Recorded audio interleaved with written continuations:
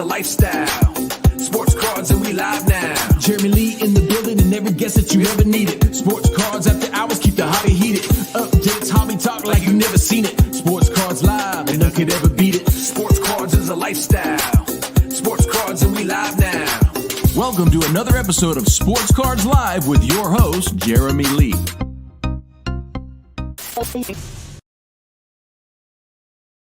All right, everybody, welcome to the PWCC weekly hockey auction live coverage. It is Sunday, November the 5th, 2023. My name is Jeremy Lee. As always, want to thank all viewers, subscribers, podcast listeners. If you're not yet subscribed, take a moment and do so, and as well for the Hockey Cards Gongshow. And with that, let's bring out our co-host, Mr. Josh Madigan of the Gong Show. Josh, here we are. We're doing it yet again. How are you? I'm doing good. I'm probably a little bit better than you. Very much admire your commitment to, we got to kind of be like the mailman, right? Rain, snow, sleet, or shine, right? You got to kind of show up and do the show. And I know you're a little bit of a wounded soldier, so a lot of props for you for gutting it out tonight. All right, well, thanks. I'm going to do my best. I had Sports Cards Live last night. We had a show with Jeff Wilson from Sports Card Investor, and then in the first half, and then I had on Mikey Singer and Amita Cheria from the Expo. And by the end of the show last night, I don't think I would talk, but no sound would come out. So I was very deliberate today to speak very little, which was tough when my kids were, getting under my skin a little bit. But I managed to save my voice, so I might rely on you a little bit more tonight than usual. But still happy to do this. There's 174 hockey cards on the PWCC Weekly tonight. We favorited 60 of them, which is a pretty healthy number. We had a couple of weeks in a row of 90, and but before that we were struggling to sometimes get to 30. So we're still double where we were. We got 60 to look at tonight, and there's some really great cards. Like yet again, some really, really great cards. I'll put it over to you. When you looked at the auction for the first time, and I've been asking you this every week now, but what were your any initial impressions, that anything that stuck out to you this week? I think that's just more of the same, and what I kind of feel like now that I've looked closely at so many of these auctions is sort of the hallmark of the PWCC Weekly, and it's really in the variety and a whole spectrum of cards going from pre-war. But we had a card last week from the 1880s all the way to very ultra modern cards. And so that's one of the things I really appreciate about this auction is just the variety and essentially the entire history of the game that is covered almost each week through the auction. Yeah, that's a great point. Really good highlight right there. Well, with that, and when you say last week there was a card from the 1880s, it was actually from 1880. So, as early as you can get in the 1880s.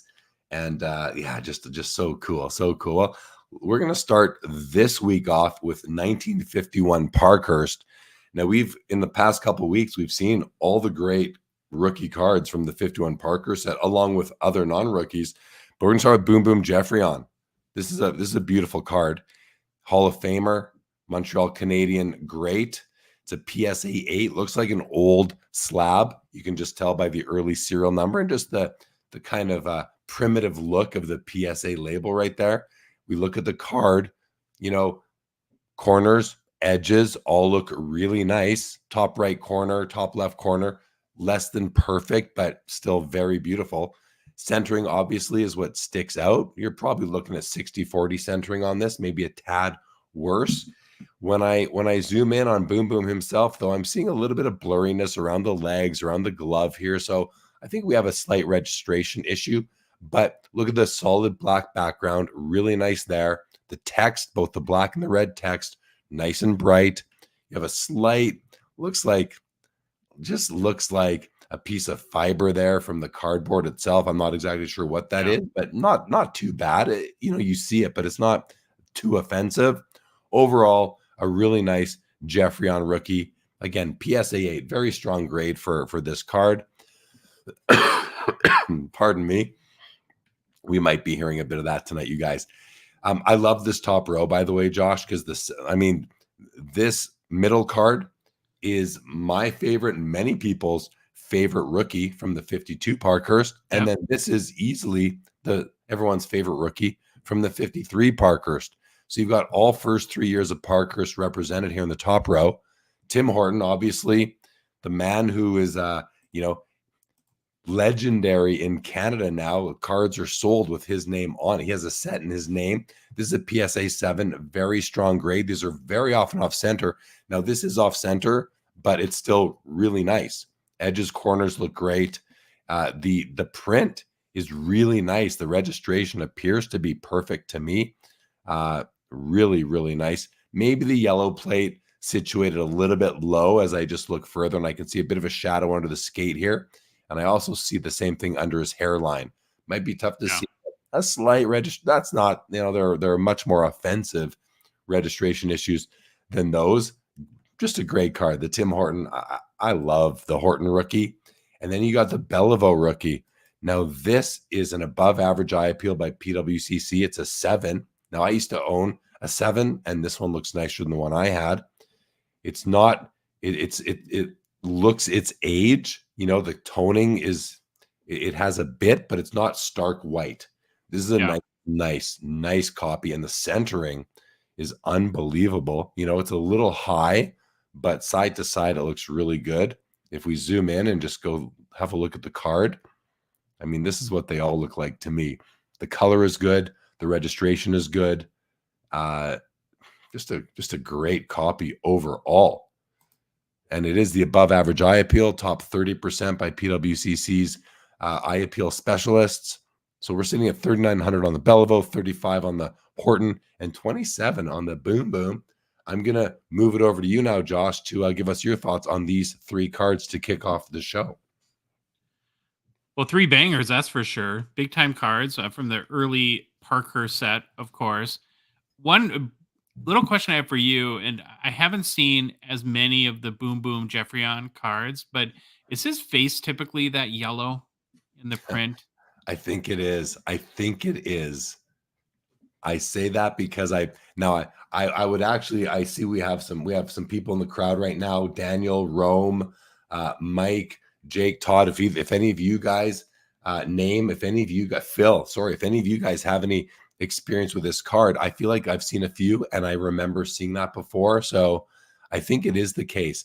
It's like the same tone as the stick and the gloves. It's, so I think it is, but it is. He almost looks a bit like the Joker from Batman. That's what I was going to say, like a Batman villain or something like that. It reminds me of in that card. And then of the other 2, as you know, I'm a big eye appeal, and not just a PWCC eye appeal rating, but just an overall general eye appeal. And that John Beliveau rookie just looks fantastic. Of course, in my mind, it doesn't have to be perfect when it presents this well.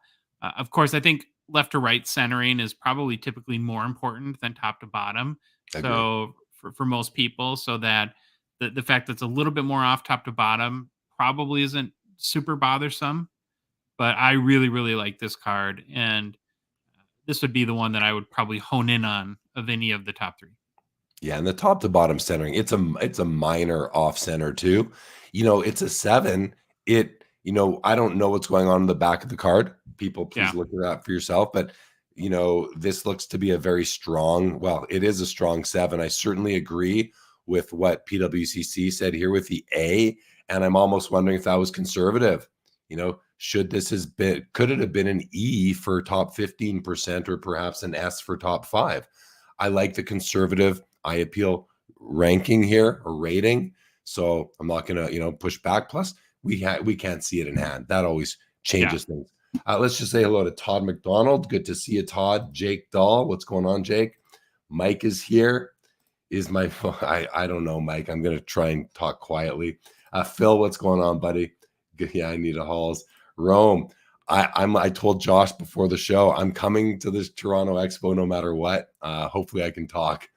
Daniel, what's going on? Good to see you, buddy. And Name, always good to see you as well. Thanks, guys, for joining. All right, next row, another banger of a row.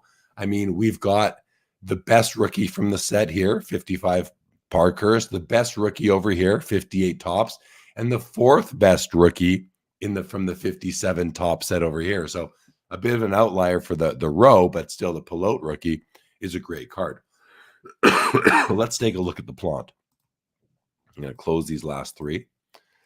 So the Jacques Plante. So, this one, the red color is really light. You can see yellow coming through both on the name bar here and the jersey here. So that to me is a problem. It's an eye appeal issue. It's just an overall presentation issue that I don't love. It's still graded strong at a 6. It's a pretty recent slab, and that has to be based not on the print quality, but on the corners, the edges, the surface itself, and the centering. Now it is situated high, and to the right, so it's off center, but a lot of them are. This is a really tough card to find centered, and if you can get past the fact that the red, where it's supposed to be red here on the name bar and the jersey, because you shouldn't be seeing this yellow coming through. You can see that, you can just tell that yellow was printed and then red was printed on top, and you shouldn't be seeing any of this yellow snow-like effect here all throughout his jersey, nor should we be seeing it throughout the name bar. So, this is a copy, like if I was looking for a, price-wise, a PSA 6 price range, this copy would not make the grade for me, because I would rather have a copy that has a solid red where it is supposed to be. The Pilote rookie is getting the above average eye appeal rating as well.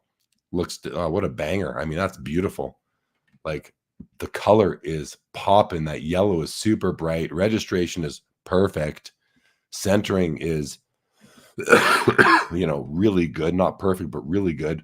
Corners and edges, wonderful. Strong 8, I would say. Or at least above average. Maybe not in the top quartile, but at least in the second quartile. Beautiful copy on the Pilote. Again, PWCC agrees. And then we have the PSA 4.5 Bobby Hallroyd. This is my card. I didn't even know that. I didn't realize that. This is my card, you guys. I just realized it right now. So now this card ran in the PWCC auction a few weeks ago, and I guess didn't get paid for. So they're rerunning it now tonight. Yeah. So I don't remember when that was. That was back in September, I believe. So this is a PSA 4.5. It's a pretty nice 4.5 centering. Obviously the Bobby Hall rookie is always tough to find centered. This card, it's off to the right, top to bottom is really good. It's like really good, probably 55-45 at worst, but side to side, you're probably looking at like 70-30, maybe even 75-25. Again, the Hall rookie is tough to find, really well centered. Maybe my least favorite thing about it is this print error right here. These scratches are not on the card. I just know that from seeing this card. That must be on the slab, because I've never noticed those before. I shouldn't say they're definitely not on the card, but I don't think they are. I just don't remember seeing those.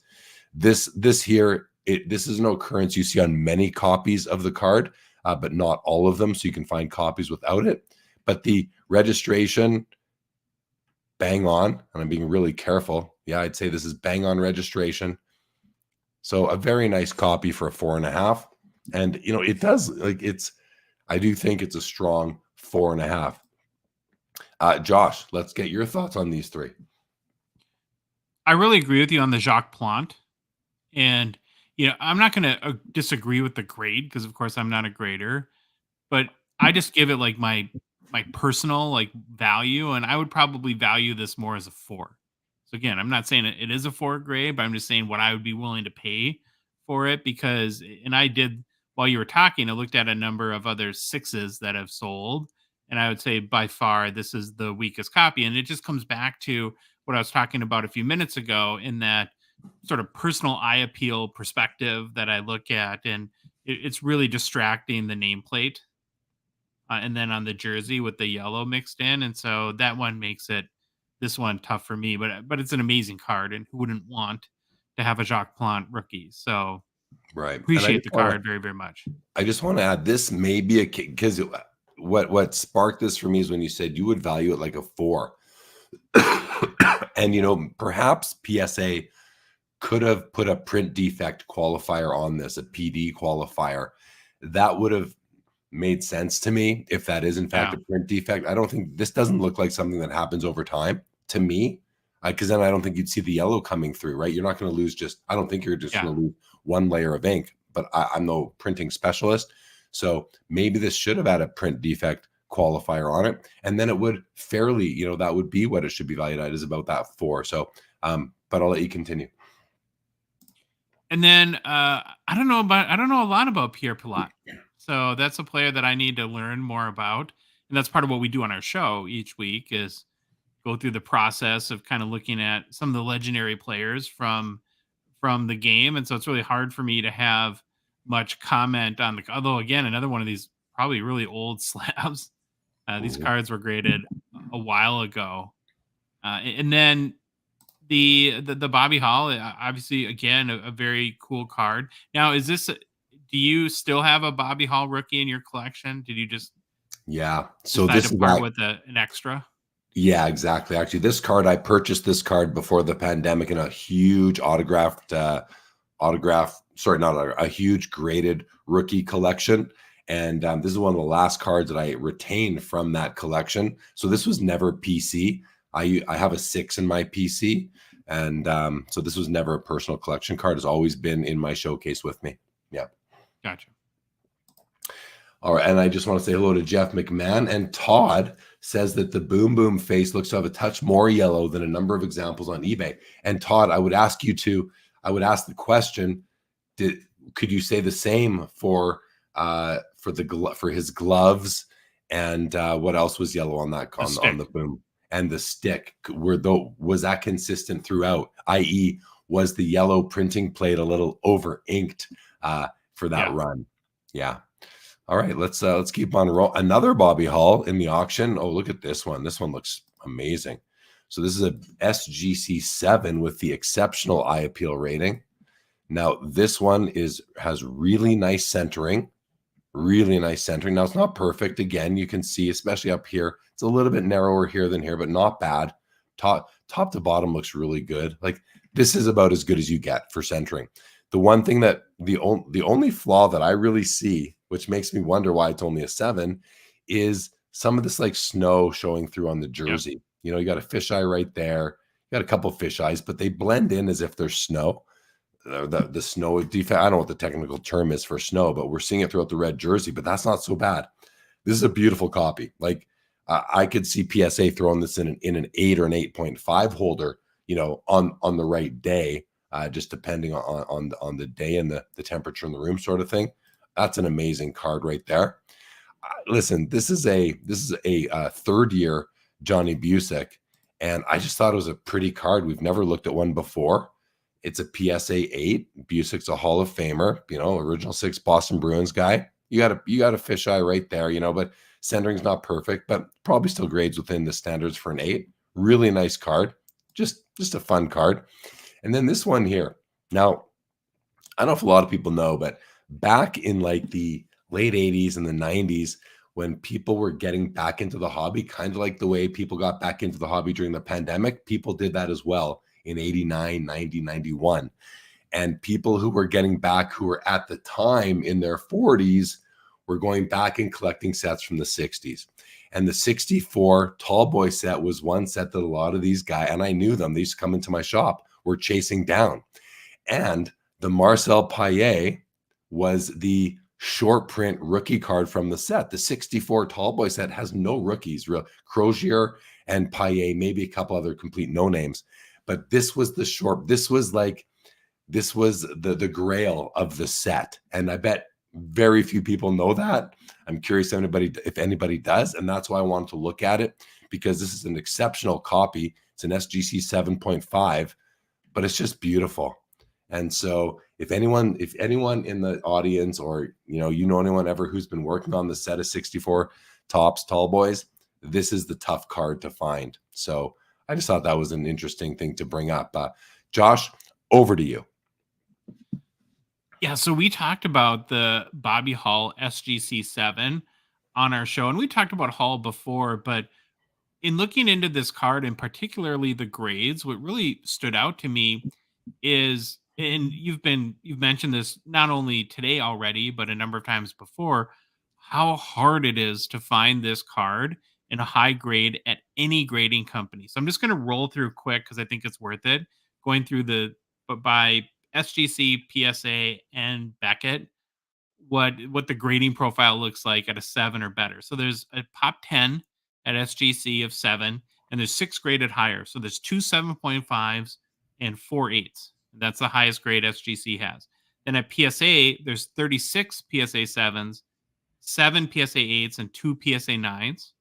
And then with Beckett, you have 2 BVG 7s and only 1 BVG 8.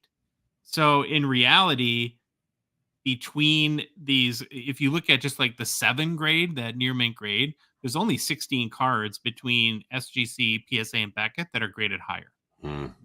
Yeah. Now, that's a very important data point. And I appreciate you sharing it. I was listening to a podcast today talking about how, pop 37 better. It's only like, it is very important information, but do those 7 present better than the ones below it, than the one you're currently looking at? Fair enough. Yeah. And the only reason I mention that is because this is a really nice, like I would bet money that this is nicer than more than one of those higher graded copies that you just told us about. I would bet, because this is a really nice copy. So, and it does have that exceptional eye appeal rating in the top 15%. And I think that's kind of the larger point, is that this is probably in one of the top 20, 25 graded Bobby Hull copies in existence. So if you're a Bobby Hull collector or you collect this set, I would think that this would be a card that you would want to look at very, very closely. Yeah, it's a great copy. All right, anything you wanted to mention on the Busick or the Paillet? I'd like the Busick. It is kind of a cool card. They don't, the gloves, those are just crazy to me. And that stands out. And then I didn't know really anything about the Paillet, and I know that there was some short prints in the 64, 65 tall boy set. And so it was great to get that little bit of background information for me. Very good. All right, let's keep on rolling. I just had to look at this one here, Josh, the Tim Horton tall boy. I'm going to pop open the other 2 as well here. But the Tim Horton, I mean, just, he looks so official, so strong in this image. Like, that's Tim Horton, everybody, right there. That's Tim Horton. That's the man whose coffee and donuts we eat and drink. I even had his breakfast yesterday morning. My wife gets mad at me if I eat Tim Hortons breakfast too much, because it's not that healthy, right? Yeah. And I text her. I was driving my kids to school. I think it wasn't on my way back. I write to her. I go, I say, so I need to go to Tim Hortons this morning because I need to train my stomach for next week when I'm in Toronto and I have Tim Hortons 5 days in a row for breakfast. I need to get it warmed up today. And so I went and had I'll give you guys a tip. Tim Hortons breakfast, my go-to is the farmer's sausage sandwich on an English muffin. It sometimes comes in like a wrap. Farmer's sausage on English muffin. It's got a great sauce on it, and they put a hash brown inside of it. So if they ask you, do you want to make a combo with a hash brown? I'm like, no, I already have a hash brown. I don't need 2 of them. Farmer's sausage, English muffin, everybody. And now my new coffee order, I used to, back in the day, I would do doubles, but they're so creamy, so sugary. Then I went to singles, not creamy enough. So now I go 1.5. That's my order nowadays. And when I'm at the expo, I add in a bottle of apple juice, and that gets me started for the day. But anyway, back to cards. I love this Tim Horton card. I've never owned one. I probably never will. But, if you're working on a Tim Horton run or a 64 Tops set, this is just a beautiful card. Grades a 6.5. I have nothing else to say other than I love the image. Esposito rookie, PSA 7. This one, you can see this. It's definitely off-centered, but a great copy overall. One of the most important card from the 65 top set, which does have a nice handful of good rookie cards in it, and maybe even outside of Bobby Orr, the best or most important rookie card from all of the 60s in hockey. Feel free to challenge me if I'm forgetting somebody in the chat. And then finally, Bobby Clark's rookie from 1970, PSA 8. It looks like an 8 to me. Centering is off to the right. Top to bottom looks really good.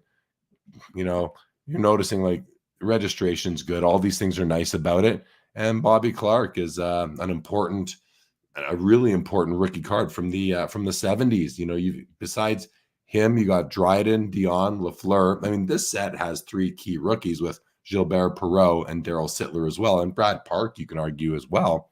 The 70s is chock filled with good Denny Potvin, Brian Trottier, Mike Bossy, Dave Taylor. I mean, Larry Robinson, Billy Smith. The list goes on. But this is up there in the top echelon of the rookies from the 70s. Of course, Gretzky's in there as well. So maybe not the top echelon, maybe the second echelon, but a great card. The Bobby Clarke rookie in a PSA 8. Josh, over to you. Yeah, the Tim Horton is a cool card. Again, and we've talked about this before, where personally I'm not a big fan of tall boys, but I definitely appreciate him. And I agree with you. He looks very regal in this photo. And would be, if you're a Tim Horton collector, and that would be, I think, a great card to own. It presents really well.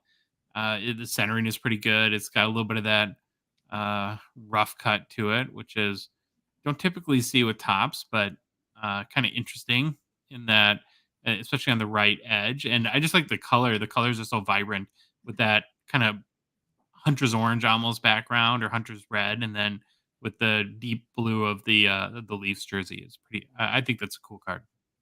And then the Esposito, it's like the more that I've kind of learned about this hobby, the more and more I kind of wonder if he could be the most underappreciated hockey player of all time. Mitch would agree with you there. Oh yeah, definitely. But he would have to be on that short list. And so, what a kind of cool and card, and obviously a very important player, and a pretty good condition one too. So yeah. And then on the Bobby Clarke, it's kind of the same. You know, you think of if you live on the East Coast or are a Flyers fan, you know, probably the most important Flyers player of all time. We kind of previewed this card on our show, and it's amazing how many of the team records he still holds. Like most of them, right? Their team MVP trophy is named after him. And stuff like that. I know there's some controversy when how he dealt with the Eric Lindros medical issues and stuff like that, but really cool card. And my only thing on this set, and we talked about it too, is I have such a hard time getting past the what do you call them, like spotlights or cotton balls or snowballs, or they're just so weird. It's like the weirdest thing I've ever, Yeah, really it might have been nice if it was just solid blue, right? Like just get rid of those things. So maybe they're trying to save. Maybe they were saving some ink. Who knows? Yeah. All right. Well, let's roll down to the next row. 3 more, key 70s rookies. I mean, the Middleton isn't a key rookie, but it's like for a non-Hall of Famer, it's maybe one of the best non-Hall of Famer rookies from the 70s. And I do love the 74 set, but let's have a look at the Dryden and the Lemieux and the Lafleur and the Rick Middleton as well. Dryden, PSA 8. Looks really good. Centering looks, it's a little bit to the right, but really still well centered. Print quality looks pretty good.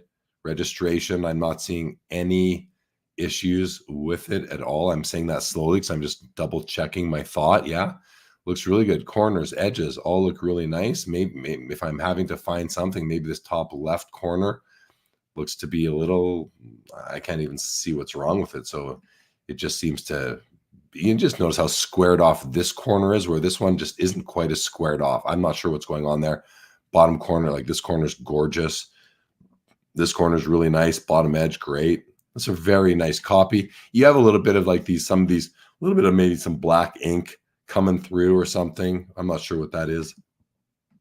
But an overall, this is a really, really nice 8 as far as I can tell. The Guy Lafleur.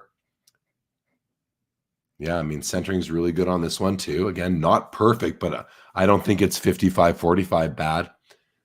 Maybe it's, 52-48 sort of thing. The only thing that really jumps out at me on this card, well, there's two things, is just right here, whatever's going on right here on the top of the oval. If that is like a little blotch sort of thing, that would bother me. I want a nice clean oval all the way around. And then you have a little fisheye right there, which I'd prefer it was up in the hockey pants, or even over here in the white part versus right in the middle of the blue oval. But listen, That's what these cards come with. So it's still a really nice color. The color is great. Like, look how bright the mustard is, and the red of his jersey is just really nice. Top to bottom centering looks pretty good. It's a nice copy, I would say. And then finally, the Rick Middleton 74s are tough, centered. This is a nice copy for sure. And this is, I mean, look at the way these guys were back in the 70s. Like, but this guy was good. Rick Middleton was a great player. I believe, he played most of his career with the Bruins. That's where he really excelled. But this is obviously with the Rangers. But this is a great card. What's it sitting at right now? $155. Like, for a guy that a lot of people probably haven't heard of. I'm sure many, hockey fans have. But this is it's a nice copy. So I like all three of these cards. Josh, what were you thinking? Yeah, I think that you would probably be pretty happy with either of the Dryden or Lafleur. One of the things that I think is really interesting about, especially you'll see in older sets, is if you kind of flip back and forth between the Dryden and Lafleur, look how the difference in the crispness of the image. Like, you can see the shadows on Guy Lafleur's face, where I've always thought the picture of Dryden is almost like more painting. Yeah. And this is, I think, how you typically see it. I really like this Lafleur card. It's funny, and I don't even know why that the imperfection at the top of the circle doesn't bother me as much as it probably should. But I just really kind of think my eye focuses on how crisp that picture of Guy is on this card, and it's properly graded. But very nice copies for PSA 8s.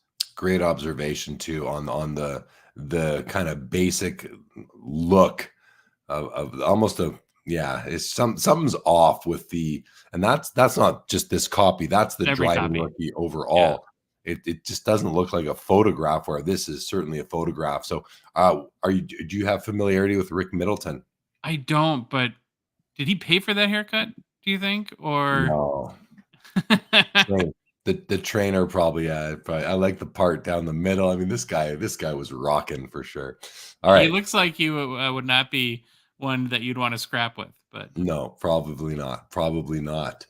Quick hello to the professor. Good to have you as always. Daniel loves a 71 set. Yeah, it is gorgeous and iconic for sure. This one right here. All right, continuing through some rookies of the 70s. Clark Gillies, PSA 9, exceptional eye appeal card. He's part of the dynasty. They won 4 Stanley Cups from 78 to 82 or something like that. That would be 5 years, I guess, but they won 4 cups before the Oilers won 3, I believe, 3 in a row, or even 4 in a row. I love this card. I have a copy. He's not Bossy, Potvin, or Trottier, but he's kind of like, there's him and Billy Smith also, Clark Gillies and Billy Smith from that Islanders dynasty, and it's just a really cool card. $625, a good price for this. Only 4 graded higher. It's a pop 16, and this is a high eye appeal copy. Love the card myself. Randy Carlyle.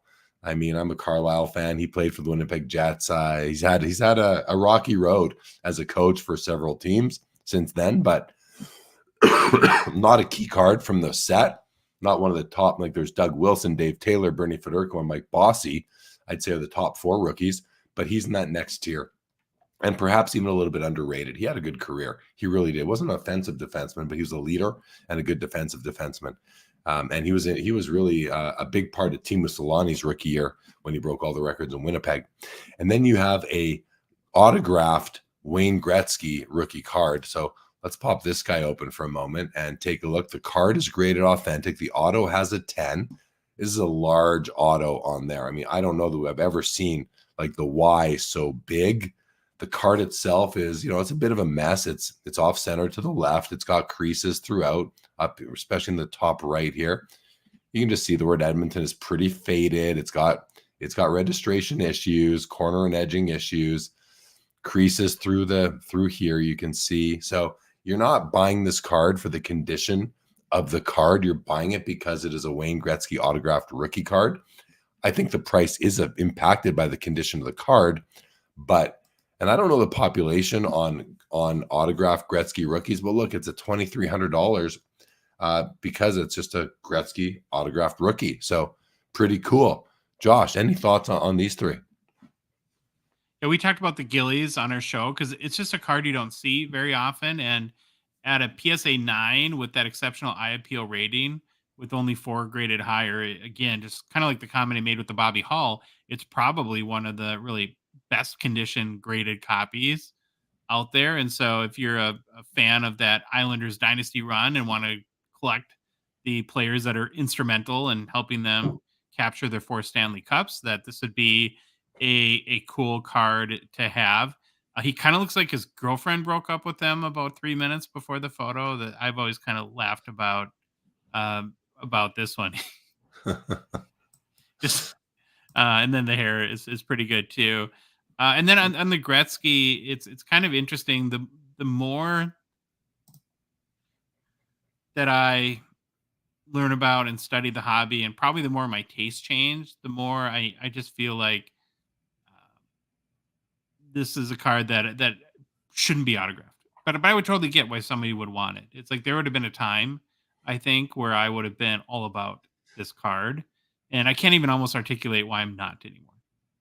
Yeah, well, it's fair. I mean, listen, Phil can articulate. Phil says it's just super ugly, off-centered, and autographed with a crayon. I mean, you know, he exaggerates. I mean, super ugly. I mean, it's the word. If the word Edmonton was a little bit blacker, not so faded, I'd like the copy more, because I don't mind, like, off-centered isn't so bad to me. Creased up, like I've seen Gretzky's literally been crumpled up and flattened again.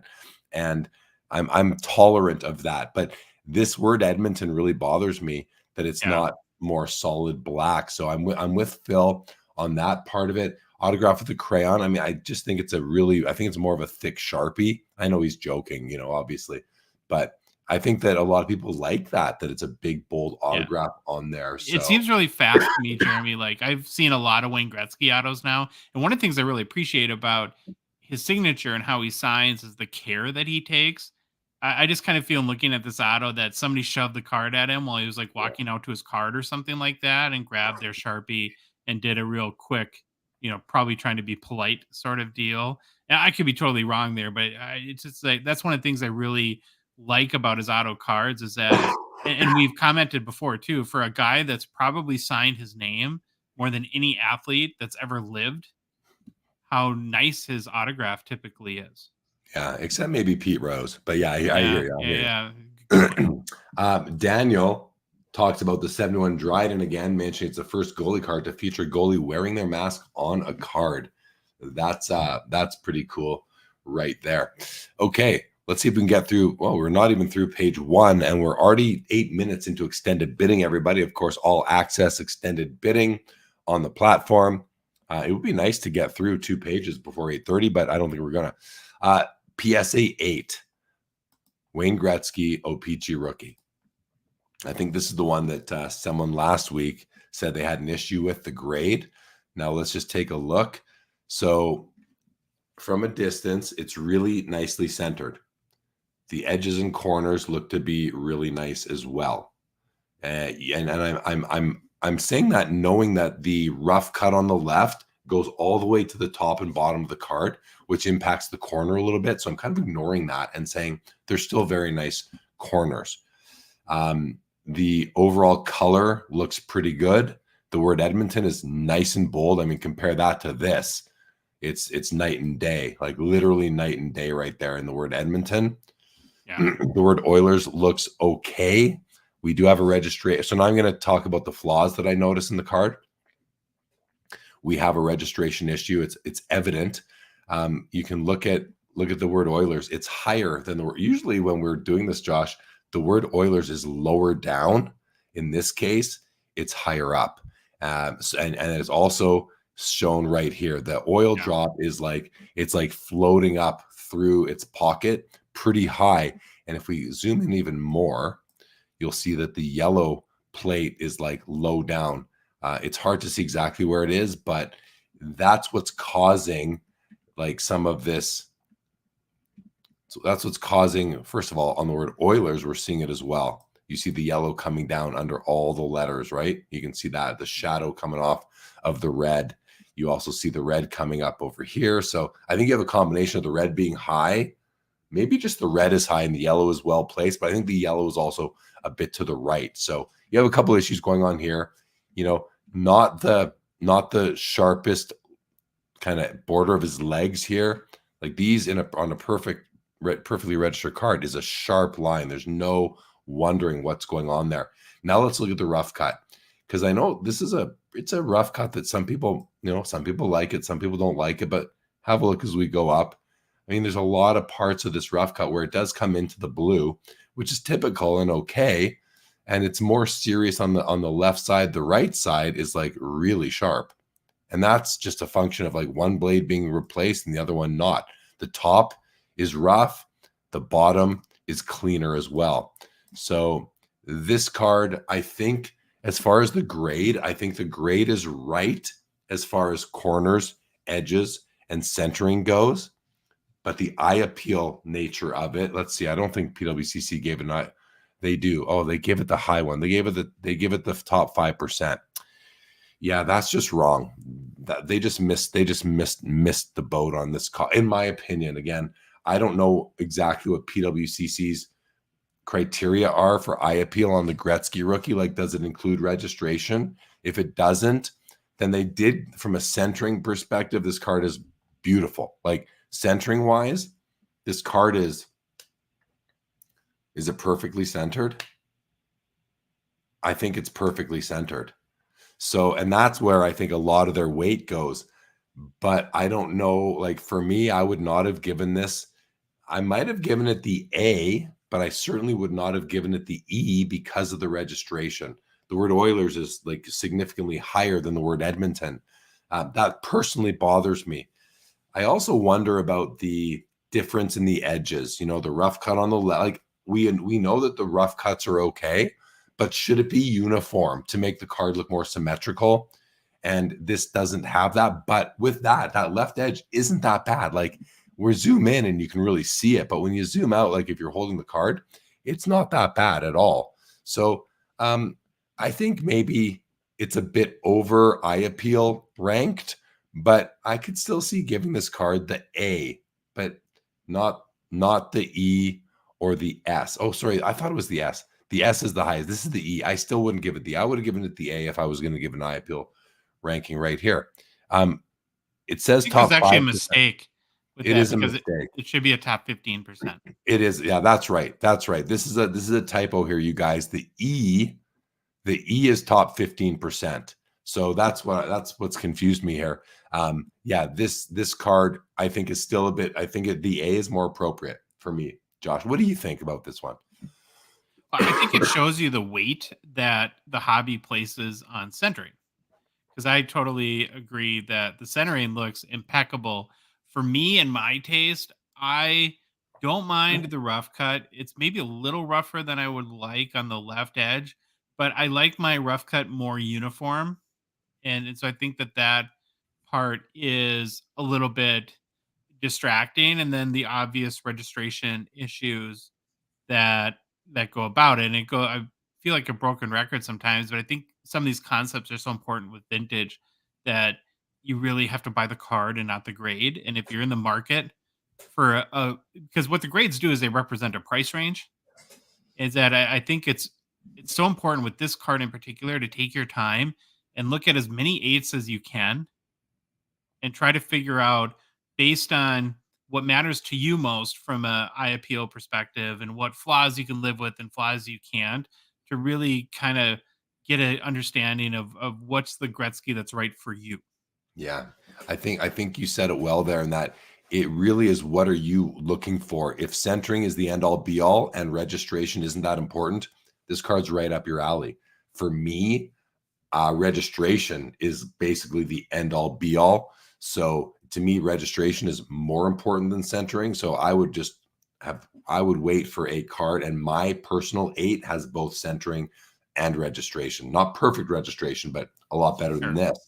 And so I would wait, but this is a well-centered card. It's a card that I think is, it's, if you're a true connoisseur of the Gretzky rookie, you may not, this one might not make the cut, and plus there's just so many options for this card that you can find that kind of better copy that is still not going to creep up into the 8.5 or 9 and cost you more money because of the grade. So yeah, I'd say this copy it's a great copy for someone who just isn't as focused on the detail as we are here. So Bobby Smith, probably the second best rookie in the 79 set. Maybe, I'd say better than the Charlie Simmer and the Barry Melrose. And there's one other in there. Got Kenny Linsman, maybe a couple others, but I like the Bobby Smith rookie. Josh, Bobby Smith, Minnesota North Stars. You must be familiar with this card. Oh yeah. Second best rookie, but number 1 jersey. Yeah. Fair. Great card. PSA 8. And then we have a Topps 8.5 Gretzky rookie.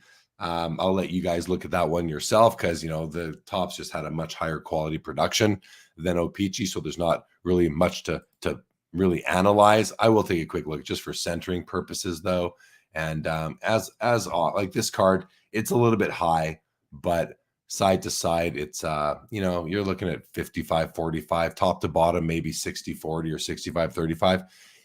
It's a nice copy, nice and clean, corners and edges. Do with it what you will. Good to go on, Jeff, to the next row. Yep. Hobby Champs, digging the Barry White. And yeah, I'm just trying to save my voice. Hobby Champs, that is it, but I appreciate it. And Rome says, centering for me is huge. The oil dropping high bugs me. However, yeah, fair enough. I definitely understand that position. Brian Prop, PSA 9 O-Pee-Chee rookie, tough card. Denny Savard, the PSA 10 O-Pee-Chee, great card. And I'm not sure the Pop 18, like that's crazy for Mr. Spinorama Hall of Famer Denny Savard. Only 18 people can have this card in a PSA 10 holder. That's just not enough to go around. And then the Grant Fuhr PSA 10, another great card. It's a lowish pop, maybe 33 or 6. I'm forgetting. I was just looking at my own cards, and I have one of these, and I forget what the pop is, but it's like 60 or so or lower for sure. 3 fun cards right here. I don't think Prop's a Hall of Famer. He's a 1,000-point man, though. Savard and Fuhr are definitely Hall of Famers. Josh, any comments on these 3 before we move on to page 2? I really like the Savard card, and yeah, I mean, it's a crazy low pop. And, one of the things I don't think we appreciate enough is when you look at vintage in the context of ultra modern, and Jack Hughes has 4,000 Young Guns PSA 10s. There's 18 Denny Savard rookies. It's almost hard to conceive. And then the Grant Fuhr is just an awesome card, and again, so critical to that Edmonton run, and and pretty cheap there too. I misspoke. It's a Pop 99, the Grant Fuhr, Pop 99. So sorry, not lower than 60. Pop 99, which is significantly different than what I said earlier. Yep. So Pop 99. I just double checked that right there. All right, guys. Well, let's go on to the next page. We've got 11 minutes left before the first cards are going to end. I think we should try and go a little bit faster here, Josh. So try and stick with me here. Brian Bellows, one of the key rookies from 83 and a PSA 10. Luc Robitaille, the second highest scoring left winger of all time. And, just a great card from the 87 O-Pee-Chee, the best rookie card from 87 O-Pee-Chee. You've got him, you've got Rick Tocchet, you've got Adam Oates, and of course, you've also got Frederick Olason of the Winnipeg Jet. I'm kidding, I throw him out there. And then you got the Brett Hull rookie card, a PSA 9, sitting at $140. This one looks to be really well centered, which is sometimes tough for these. And I'm wondering what's keeping it from being a 10. I just don't know. Any comments on these, Josh? Well, it's a winning auction in my mind where you've had 2 North Stars cards in the span of 5 minutes. So I dig that. I'm really big fan of the Robitaille card. Love the purple and gold Kings jerseys. You can't go wrong there. And that's just an awesome hockey card, in my opinion. Yeah. And the Brett Hull, just to take a peek at it, maybe some surface issues that are causing it to not be a 10. because the centering is certainly within PSA's 10 standards. The corners and edges look good. So I'm not sure why, but we'll just trust in the grade there. Brendan Shanahan rookie card PSA 10 sitting at 1,025. Trevor Linden's PSA 10 O-Pee-Chee. And keep in mind, while Joe Sakic has a Topps rookie card as well, Trevor Linden does it. No, he does. Linden does. Sorry, I was going to say the wrong thing there. It's Theo Fleury that doesn't have a Topps rookie, but Trevor Linden does. Trevor Linden is like a cult hero in Vancouver, if you're unaware out there. So this is a popular card on the west coast of Canada, but that might be one of the few places that it is an iconic card. Sitting at $60. Meanwhile, 6 times that, you've got Joe Sakic here at $350. Josh, over to you. I've always really liked the Shanahan card, just the look of it, and the image of him is sort of like a haunting aspect to it with the shadow on his face, and pretty tough card to get in a PSA 10, which is why you can see over $1,000 for any sort of late 80s card. It seems like a miracle at this point, as you're pretty much at the beginning of the sort of junk wax era. And then Sakic is again, you've pointed this out a million times, but this is the rarity where the Topps is actually much more rare than the O-Pee-Chee. And so that's the one important thing to know about this card, is that if you get into his Topps, you'll be well over $1,000 typically. As you should be. The Topps PSA 10 is a pop 17, whereas the Sakic is well over 200, I believe. The Linden, by the way, is 163, and I'm not sure off the top of my head on the Shanahan, but probably right around 100 or so, I would guess. 53878. I was trying to find it, but I just sort of messed up typing in I'm going to find it right now really quick. On the Shanahan, the population is 38. Never mind 100. It's 38. So I'm surprised it's only worth a lot. This to me should, based on pop, he's a Hall of Famer, should be a $2,000 card at least, in my opinion. But the market is what it is, right? Brian Leach, PSA 10 O-Pee-Chee rookie, also has a Topps rookie. Yager's O-Pee-Chee Premier and Sundin's O-Pee-Chee Premier. Do we have any other premiers? We don't, but we have some more sort of junk wax era Hall of Fame rookies. These 3 definitely qualify. All Hall of Famers, all PSA 10s, 125 on Leach, 115 on Yager. This was selling at $500 at the peak.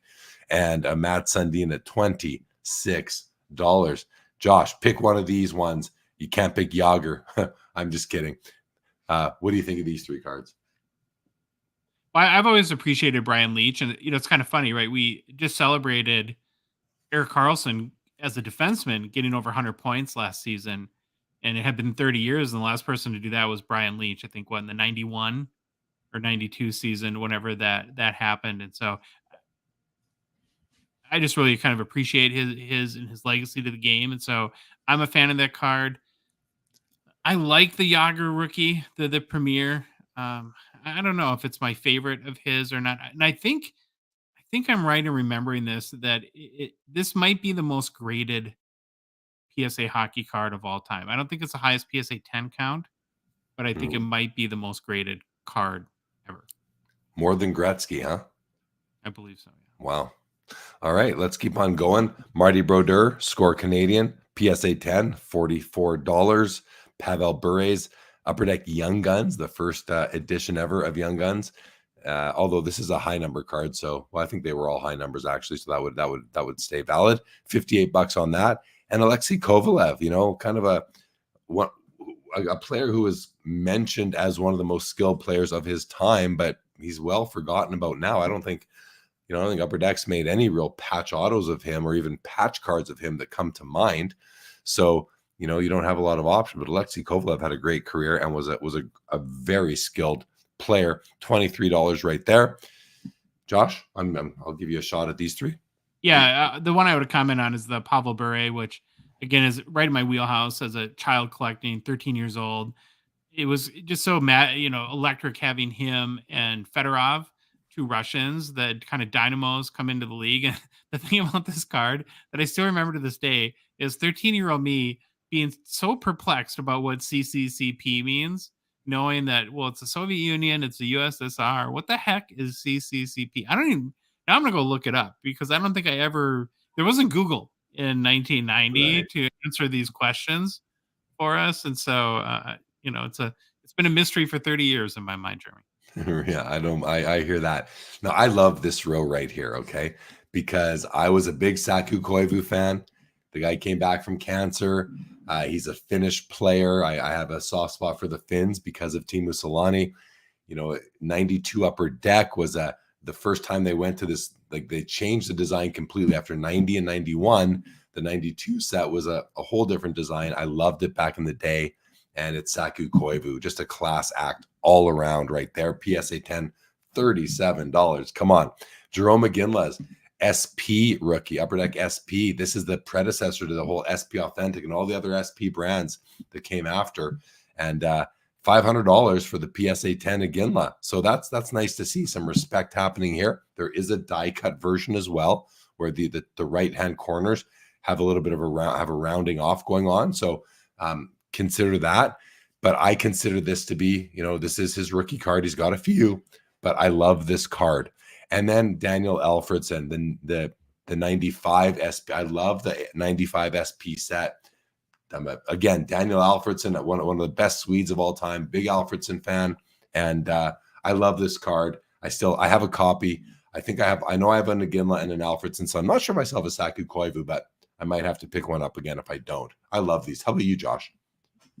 So do you know what SP stands for? Well, I think originally it stood for short print, but maybe not. Or special. Well, it's funny because I've been asking Upper Deck this, and Tony Sirianni was the SP Authentic product manager, and he didn't know. And so he went and did some research. And what he told us the other day is it stood for super premium. Okay. Yeah. I love that. So, I mean, who knows? But I just found it really funny that even people at Upper Deck, as of recently, didn't know what SP stood for. It's taken on a brand of its own, and I think I actually think it's kind of neat that they don't even know.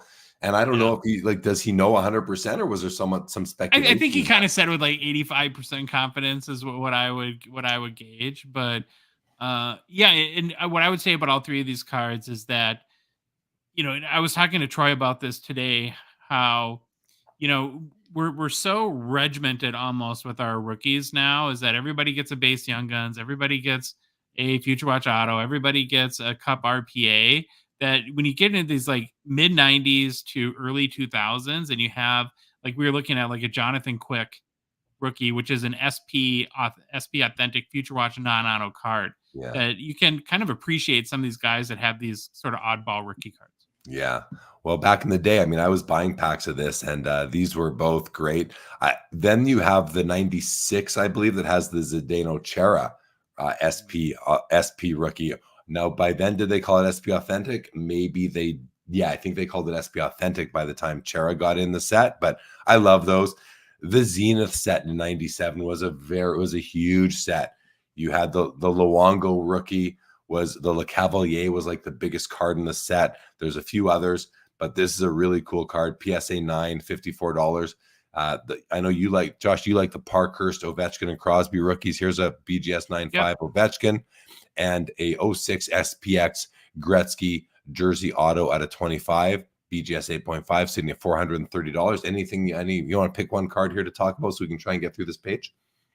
Yeah, what I appreciate about the Ovechkin rookie and the 2005 Parkhurst is, the people at every budget want to participate in the hobby and some of these really great players. And I just think if a patch auto or a rookie auto or even a base Young Guns isn't in your price range, that it's a really cool looking true rookie card, and they're just cool. And not every card or cool in value sometimes are not, you can have cheap cards that are cool, I guess. Yeah, for sure. All right. So some cards have sold now, including the Luongo and the Gretzky did $516.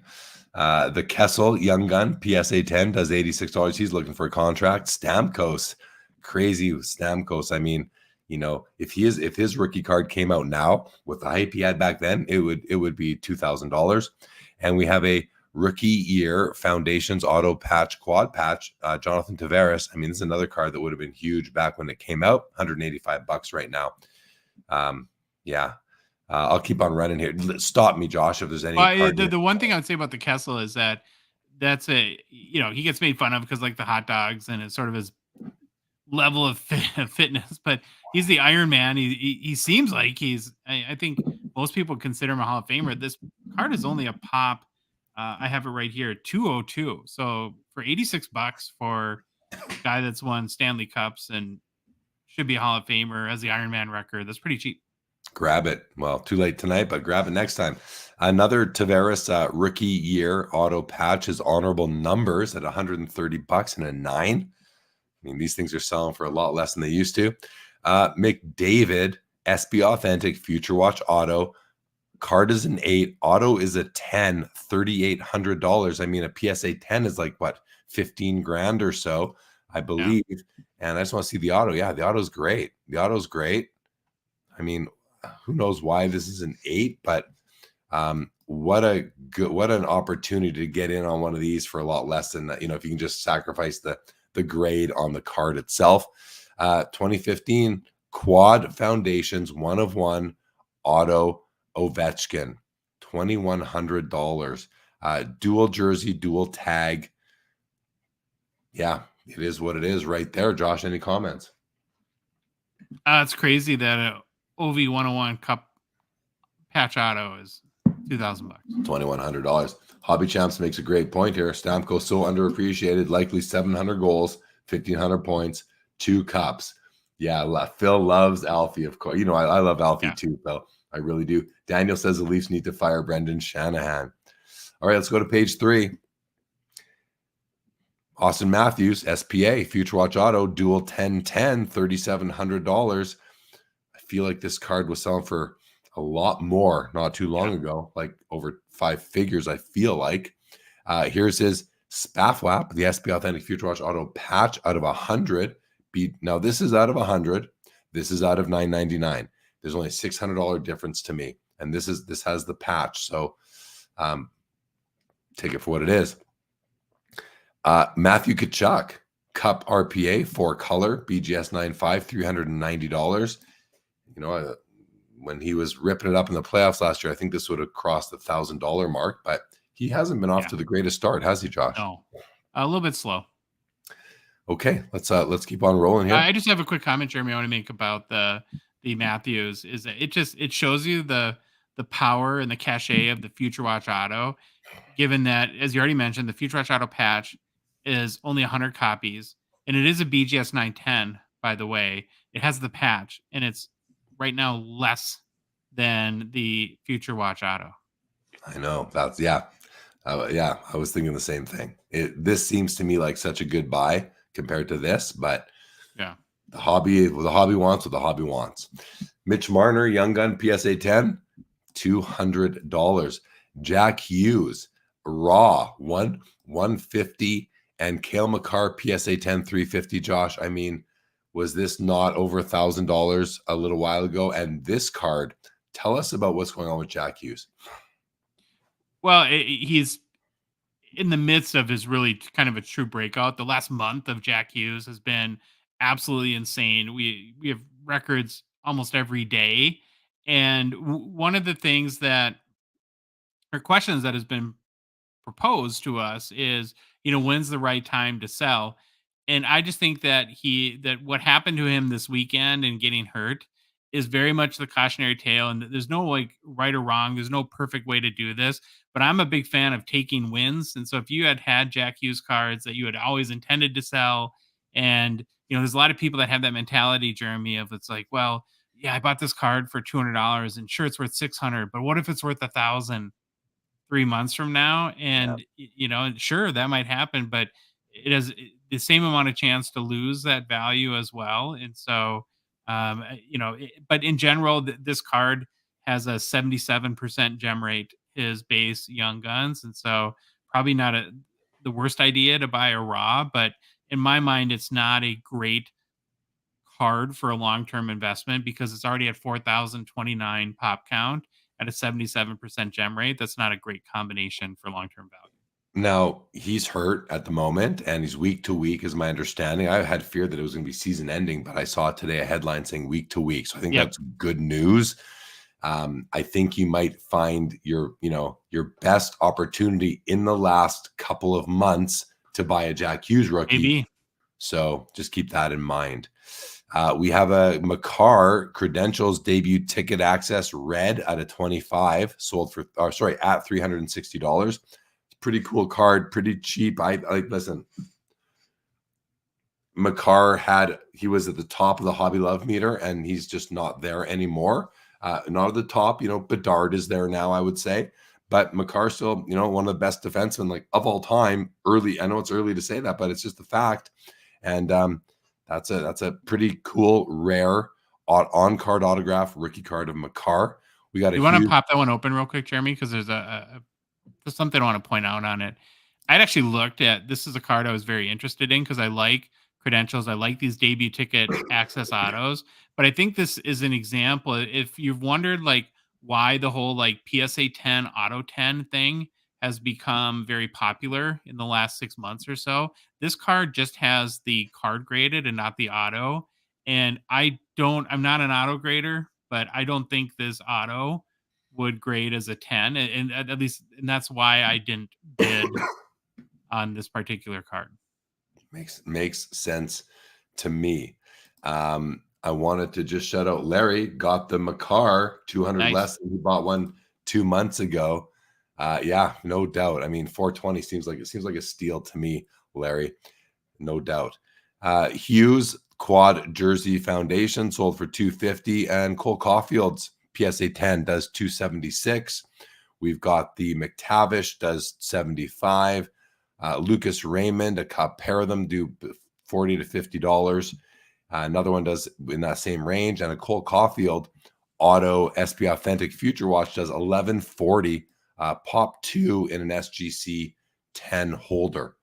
So now, that's great. We got through that. So let's start at the beginning now, Josh, and just see what has sold and what's left. Still lots of cards left, everybody. We're only in the second window here. Oh, are we in the? No, we're in the second window with 5 minutes left in it. So the Tim Horton rookie sells for $43.20. The PSA 7. The Plant does $32.40. My Bobby Hull sells for $2,200. I think that's less than it sold for and didn't get paid for last time. So I would be a little bit disappointed about that. But again, it is what it is. The nice Johnny Busick does $180. The Payet does, see, look at that, Josh. $12.60 for a guy that a lot of people haven't heard of, right? Wow. But like if you know that is a key card on somebody who is basically a no-name, but was a rookie in that year. We both love this Tim Horton card, does $444. The Phil Esposito PSA 7 does $1470, and the Bobby Clark PSA 8 does $840. The Dryden 8 does $1890. The Middleton does $210. The Lafleur is still alive. The Randy Carlyle $24. The Gretzky, the PSA 8 with exceptional eye appeal, does $11.7. Now, I think a truly exceptional eye appeal Gretzky does should do over 15,000 right now. Okay, I believe. So I think people understood that this was not a very pretty PSA 8 overall, despite its eye appeal ranking. Bobby Clark, a measly $27. PSA 8.5, the Tops SGC 8.5 Gretzky does $4,080. Brian Prop sells for $62. Grant Fuhr $840. Let's go to page 2. Go right up to the top here. All cards here still alive except the Brett Hull does $168. Shanahan $1380 for the 10. Trevor Linden $72. $150 on Leach. $138. Oh God, this card was this was up at $500 for a while. $138 now, and Matt Sundin $43. $52 on Brodeur, $72 on Bure, $27 on Kovalev, $44 on Koivu, $600 on Jerome McGinley, and $200 on Daniel Alfredson. Nice to see. $65 on the Luongo. This card was huge back in the day. As well, the Le Cavalier was huger, but the Luongo was very important too. The affordable Ovechkin rookie 156, Gretzky auto 516, Kessel Young Gun 86, and Stamkos 360. The Ovechkin 1 of 1 does $2,520. Wow. Yeah. So that's where we're at right now. We'll go through that one more time soon enough here. We'll just scroll to the top of all the pages, guys. Let's go to some comments. So congrats again to Larry on the Makar. He says, how many more records does he need to break to keep breaking of guys like Orr and Potvin to get that hobby love back again? I mean, if a Norris Trophy would do that, right? I think a Norris Trophy and having a real offensive year would be very helpful for that, Larry. I believe, if he just has a good, long, strong career, like look at Erik Karlsson. Erik Karlsson still gets some hobby love. But Chris Letang doesn't, and they both had good long careers. Josh, one thing I remember with the Makar, though, is that during that cup run for the Avs, the stars completely aligned for him. He played fantastic. He peaked at the right time, right, in the playoffs. He was the belle of the ball. We're still coming out of the pandemic, so people were watching, real intently. And it's like everything was going his way. And so part of me wonders, it's like, we always want to see progression. We always want more when it comes from these players. And I don't know if you could ever eclipse that 3-4 month run that Cale Makar had. It'll be tough. It'll be tough for sure. Name, thank you. I will be at Expo no matter what. I mean, unless I just physically can't do it. Beliveau is now sold for $5,040 on this beautiful, beautiful PSA 7, which I actually thought this was a low eye appeal rating on that one. Let's see what else is sold. Everything. Yeah, the Pilote is still going. Oh, your Brett Hall is still alive. Oh, my Bobby Hull is still alive. It's because I don't see the bid now. You're right. It's still alive. That's because I don't see the bid option there. Yeah. I mean, this card, I had this in my showcase back at the Spring Expo. I think I had 5,000 Canadian or $5,500 on it. So, I think I probably turned down an offer of 4,500 Canadian at one point, which now would make me I should have taken it. But hey, we'll see. Maybe there's no bid yet, but I have there's a minute 55. So hopefully I get another bid on this card in the next couple of minutes here, but we will see. This one's at 10 grand and climbing. So that's actually 12,000 with buyer's premium, but this card is definitely worthy. That's a beautiful, beautiful card. That'll be a record for that card. Makes sense to me. It's definitely worth it. These cards, I think, are all, we saw what those sold for before. Nothing new sold there. Same with that row. Same, the Gretzky auto does 4,080 for the rookie auto. That's pretty healthy for a card of that looks like that, but that is a pretty sweet autograph on there. We saw those already, and I think those as well. Let's go climb back to the top. I'm gonna see if there's a bid. I'm kind of hopeful that someone puts a bid in on this card again, but we will see. Yeah, Expo, guys. Who's coming to Expo? Who in the chat is coming to Expo? And will you be there on Thursday? If you are, make sure to come to the Jack Astor's night. Come see me at I'm at booth 733, right by the upper deck corporate booth. My regular location. I've been parked there since 2005. So definitely come by and visit. And Thursday night, if you're available, come to the Jack Astor's networking event that I've been hosting for 10 years now, 11 years now, actually, since 2012. Wow.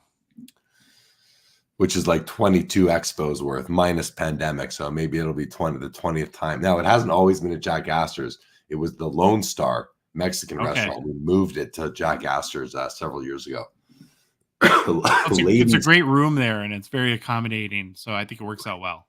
It's great. Yeah. It's way better than the old place. It was like a sit down. Ladies, man, we'll be there. Love to hear it. Mike needs to get a ticket, but likely Friday. Good. Trying to get there Thursday too. Awesome. Well, try and come see me on Thursday at the show. Just come say hi, and we'll make sure to try and get you guys to come to Jack Astor's. AB Cards. Appreciate it. Good to see you. Thanks for letting us know you're here with us. All right, let's see where we're at here. So it just turned out. Let's see if the Bobby Hull got another bid. It sold. $26.40 is what the Bobby Hull sold for. I wonder here. I'm just gonna do that for a second. I'm gonna go tell you guys what it sold for last time and when it didn't get paid. I think I have that information recorded somewhere. I'm just gonna bring that up on my screen here without showing everything else I have on that screen.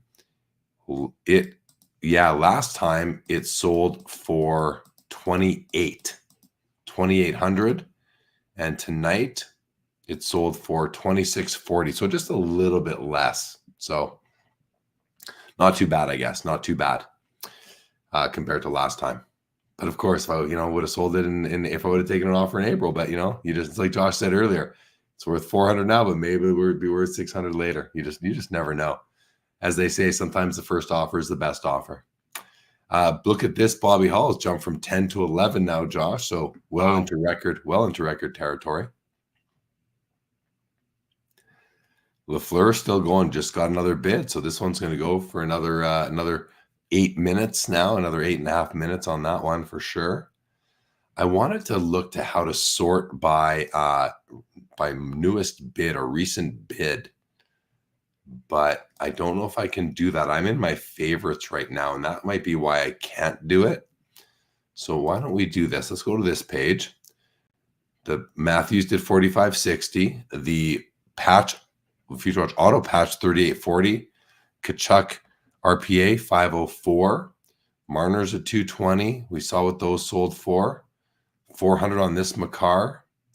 Everything else we'd seen. So I'm going to kind of abandon this page. I'm going to go to all items.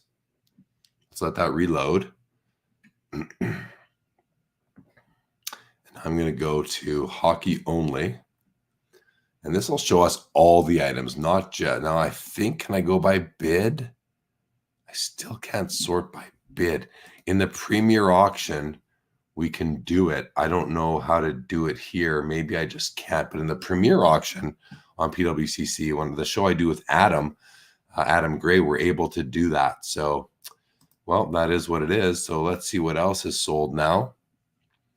We saw those already. Yeah, nothing. Everything. We seem to have a couple of bidding wars going on some of these cards that are remaining. Look at $15.25. Now, it was not $13.50 a couple seconds ago when I looked at it. When we looked at it, I should say. So still some bid wars going on. I got a question for you on the Dryden versus Lafleur. Does Dryden usually outsell Lafleur? Yes, he does.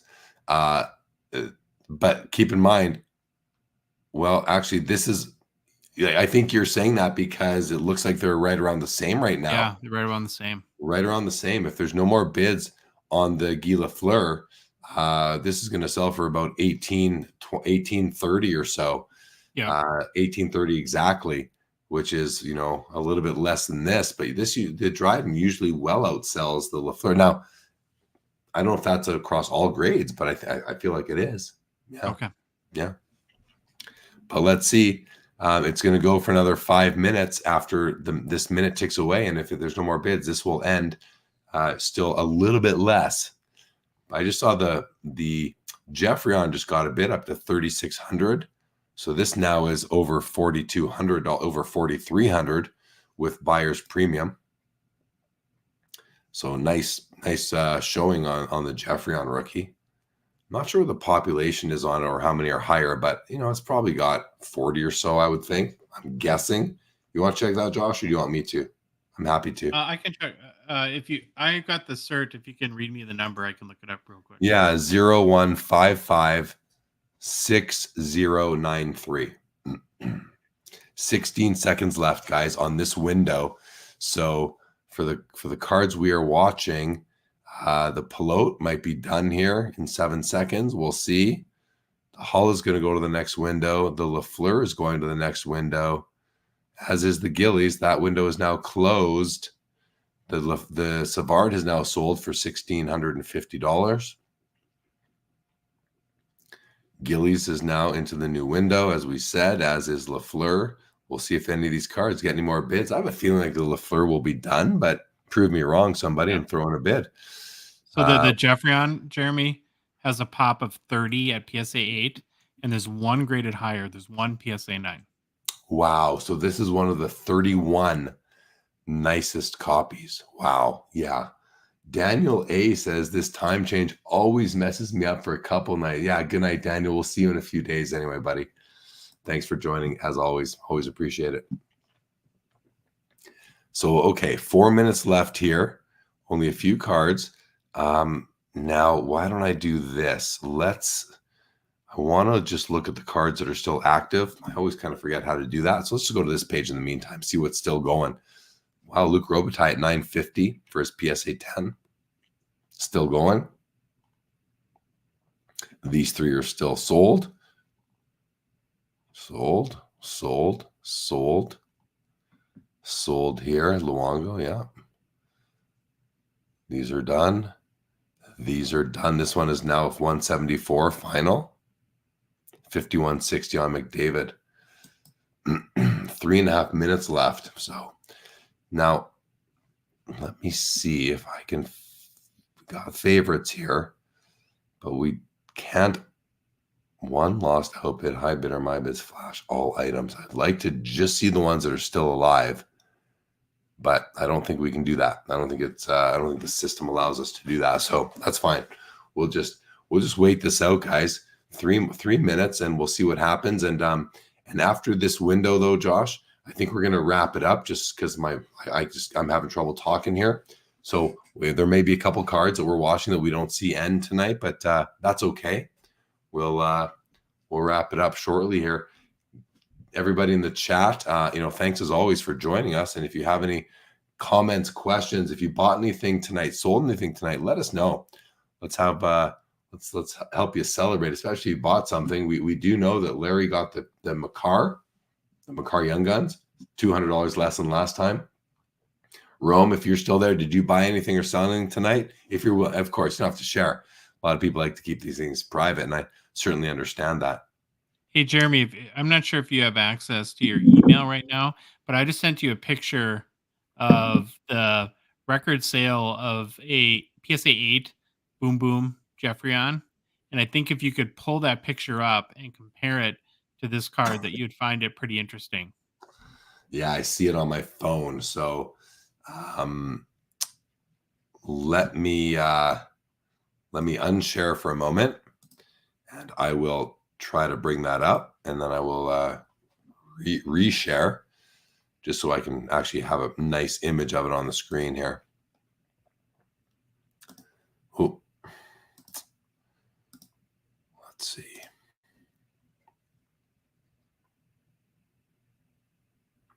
All right, pardon me, here we go. Yeah, I am definitely losing the old voice here. Thank you, Name. Appreciate that. The professor picked up the 2021 Metal Universe Jeremy Swayman Retro Purple Spectrum out of 199. Nice card. Very cool, Professor. Congratulations. All right, guys. Here is the Boom Boom that Josh was talking about. And yeah, I mean, first of all, the black isn't very solid. Huge fisheye right here. Centering is not that great. Let's go to the R Jeffreon right here. Oh, this is just a far superior copy. Like the centering is about the same, right? Yeah, the centering is the same. It's not the same card. Like, there's no way no. Yeah, I mean, look at this thing right here. So much different. Thank you, Professor. I appreciate that. I've got another show tomorrow that I'm usually pretty loud and excited on. So we'll see how that goes. We'll see how that goes tomorrow. But yeah, this is anyway, Josh, what are your thoughts on the fact that this is the old record holder and this is the new record holder? Yeah, I don't know. Well, actually, the record is, so this is $4,500. So I don't know if it'll get that high. And I agree that this is a much better, I think overall version of the card. One thing that did notice is that the yellowing does seem to be more pronounced in the card in the PWCC. So if that is something that is bothersome to you, then, and I think it at least answers the question is that sort of intense amount of yellow wasn't exactly prevalent through all copies of the card. And so that's a unique characteristic of at least this card. It doesn't bother me that it's got that yellowness compared to the other copy. I prefer this one to that big fish eye there. So, but this is now sold at $4,320. A pretty strong sale. Yeah. So let's do a final scroll through. What else was alive? 2640 on My Bobby Hull. We saw the other two. Oh, the Plant sold for $32.40. This is the Bobby Hull is still going. The record is going to keep on getting broken. It's 11.5 right now. Clark 840, Esposito 1470. Lafleur is still going. One more round here at 1550. Wow. So it is now going to sell for more or equal to or more than the Dryden, which is kind of cool to see. Gillies is still going at 825. It's such a cool card. Such a cool card. And I believe everything else we had seen sold. So I think that's going to be it tonight, guys.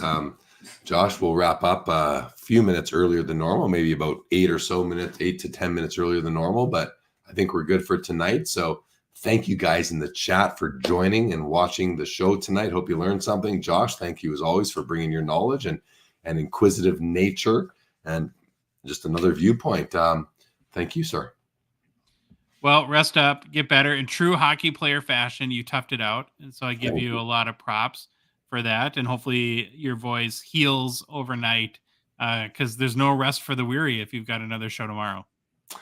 I do. And I will not be missing it. So thanks, Jeff. I appreciate that. Richie Rocket, we will see you at the Expo. Hobby Champs, good to see you. Thanks for joining. Guys, with that, this episode of the PWCC Weekly Hockey Auction on Sports Cards Live, on behalf of myself and Josh Madigan of the Hockey Cards Gongshow, is now over.